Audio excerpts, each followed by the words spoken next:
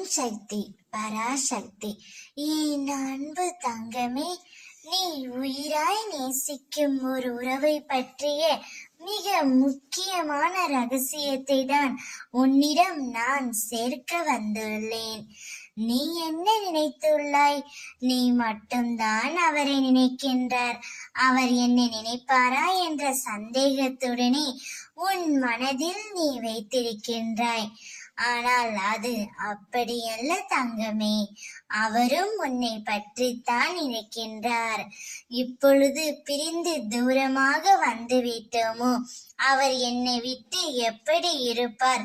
அதே போல் பல யோசனைகள் அவர்களுக்குள்ளும் ஓடிக்கொண்டே தான் இருக்கின்றது. அவருடைய எண்ணங்கள், செயல்கள், சிந்தனைகள் எல்லாமே உன்னை சுற்றித்தான் இருக்கிறது. ஆனால் அதுதான் உனக்கு புரியவில்லை தங்கமே. கவலை கொள்ளாதே, பொறுமையுடனும் நம்பிக்கையோடும் இரு. உன் வாழ்விற்கான மாற்றங்களை நான் ஏற்படுத்த போகின்றேன். இனி வாழ்க்கையில் நடக்காது என நினைத்து நீ வருந்திய காரியத்தை உன் அம்மா உனக்காக தரப்போகின்றேன்.